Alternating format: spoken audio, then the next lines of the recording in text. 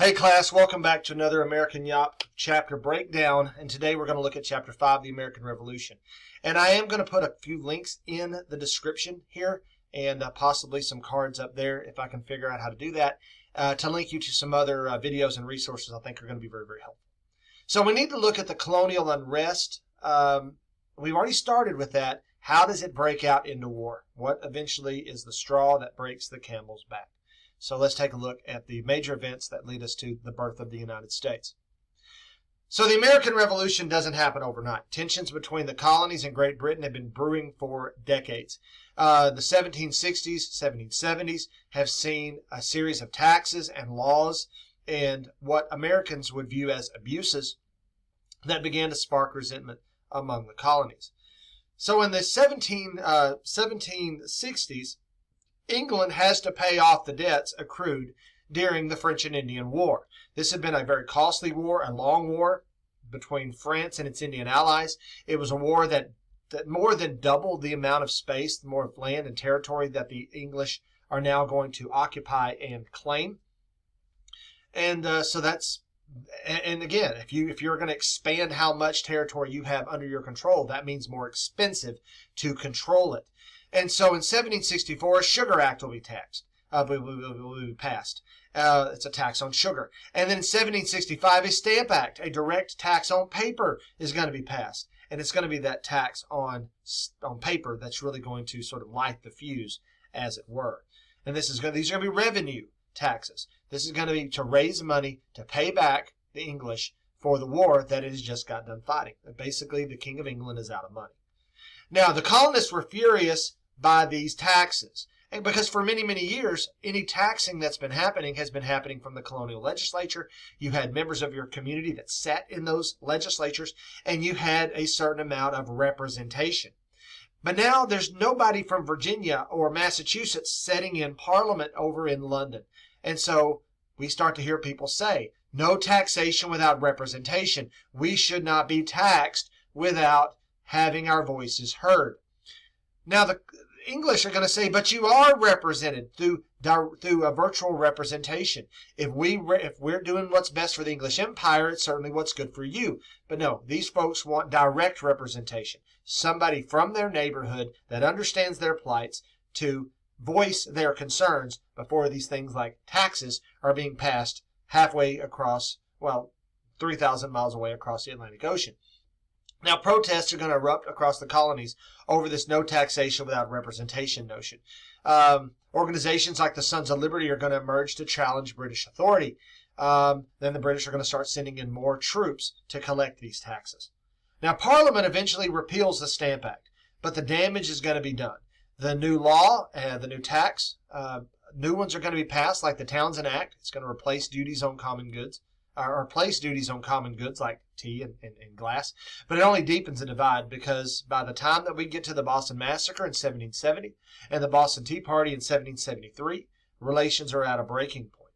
And things are already happening in other colonies too, like down in North Carolina. You've got the regulator movement, which is protesting against abuses that the North Carolinians view Governor Tryon are putting upon them. High taxes, and then fancy palaces and contracts with good friends are being passed, and the people paying the taxes are basically having enough of it. And so the War of the Regulation, in my view, is actually one of the first major events of this story toward the American Revolution.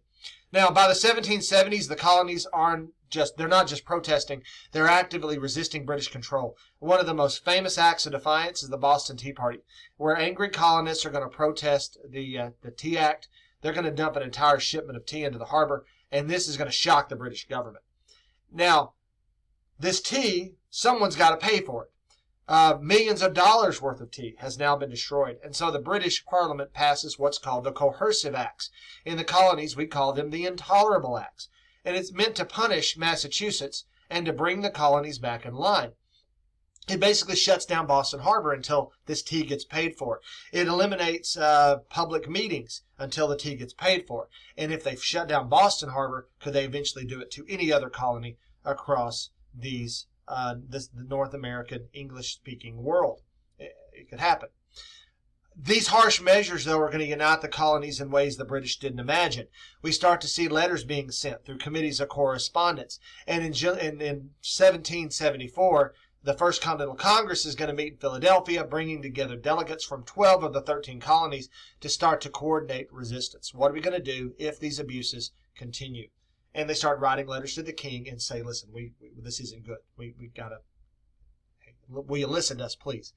Though not everyone was ready to declare independence, the colonies are preparing now for the worst. Militias are being organized, especially in Massachusetts and other surrounding colonies, and the tensions are rapidly growing. They're rising fast.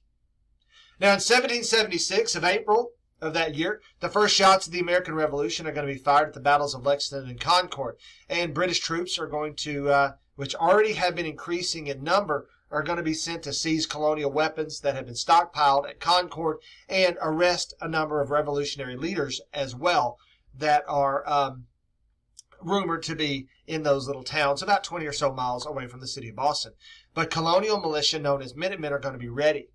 And so as the British start to move on Lexington, on Concord, night riders are going to head out, Paul Revere being one of them, and they start to warn the Minutemen to be ready, and when they reach Lexington, the Minutemen are there blocking the bridge. Shots are fired, and we refer to these battles as the shot heard around the world. We don't really know who fired those first shots.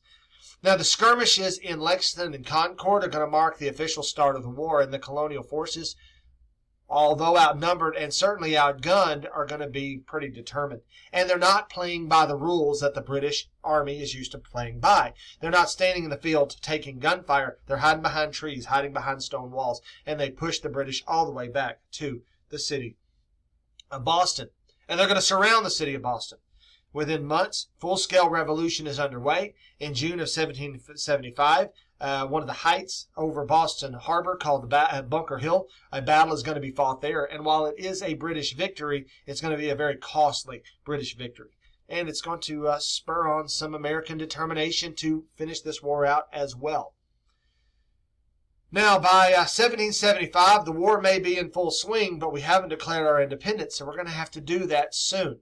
There are some that say we still have a chance to get back in good graces with the crown, but most are beginning to realize that that ship has sailed. In May of 1775, the Second Continental Congress is going to meet, and men like John Adams, Benjamin Franklin, Thomas Jefferson, John Hancock, and various others are going to lead the charge toward independence. And if we're going to declare independence, we've got to do it in writing. Now, one of the individuals that's going to come forth and say, enough is enough, we've got to declare our independence, is an individual by the name of Henry Lee. Light Horse Harry Lee was his name, and here's a memoir that he wrote about his time serving in the Continental Congress, but also the war in the South, because he would go on to leave the Continental Congress and fight as a cavalryman in a Southern unit. And he fought over South Carolina and Georgia and places like that. Now, his son, very famous son, would be Robert E. Lee, who would go on to be the commander of the Confederate Army in Virginia when the Civil War breaks out. His father's declaring that we need to break away from the British. Well, Robert E. Lee is declaring we need to break away from the Northern government. The apple isn't falling too terribly far from the tree when we talk about these notions of independence and secession and so on and so forth.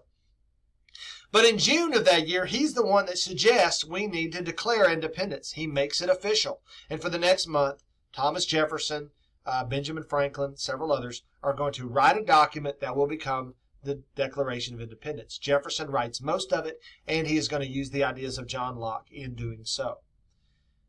So we make the vote in July 4th, 1776, our nation's birthday. It's going to be read. It's going to be printed out. People read it all over the place, and we send a copy to the King of England. And I will put a link in here, hopefully, down in the description for a reading of this document. It's very good, and I use it in class and have used it in class. Independence, though, declaring independence is the easy part. Now we got to win it, and we're going to do that by way of actually fighting a war. Now, the Revolutionary War is going to be filled with ups and downs for the colonial army, and to be honest, George Washington, a delegate to the Continental Congress who dresses for the job he wants, he shows up in his military uniform ready to go, he is appointed head of the Continental Army. He loses more battles than he ever wins. but the ones he wins are going to be essential. Number of early defeats when he tries to retake the city of New York. Doesn't work out too well. Washington and his men lose New York in 1776. And these are devastating battles. But later on, Christmas 1776, Washington famously crosses with his army the Delaware River, and they're going to defeat a group of Hessians, German mercenaries, at Trenton and then later at Princeton. And this is going to reinforce the American military. We get weapons that we are in sore need of, and gives us a little bit of a boost, because we're not real sure we can win this war before these battles. Well, we just did a pretty good job on Christmas. Mighty good Christmas present for this new United States. Now, one of the most significant turning points in the war came in 1777, the Battle of Saratoga. Now, when American forces defeats the British at this battle, it convinces France to officially join the war on the side of the colonists. So we can refer to this, if we choose, we can call this the turning point of the American Revolution. In fact, that's the way most historians view it. For the French are going to say, all right, you won this battle, now we're going to help you. And so French support is going to be critical. And going forward, it's going to pretty much ensure a victory over the British. We don't have a navy, the French do. We're out of supplies, the French provide them. They're going to provide soldiers as well. And this doesn't happen if it wasn't for the Declaration of Independence and for the battle at Saratoga. Now, from there, the war drags on. Both sides are going to suffer heavy losses, as you'll see in the film that I will include down in the description. But with France's help, the Americans are going to hold their ground finally.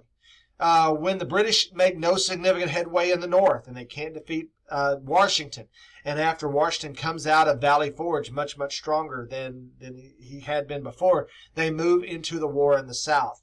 And the war in the south is going to be long and bloody. The British start fighting there because they think they have more support, but they are going to lose some major battles there as well.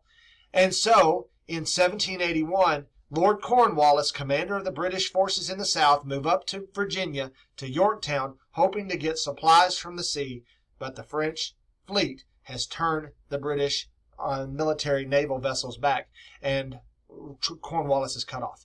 He surrenders, and it marks the end of the major fighting of the American Revolution. So, although the fighting largely ended with the victory of Yorktown, war does not officially conclude until we can make a treaty that concludes it, and that becomes the Treaty of Paris in 1783.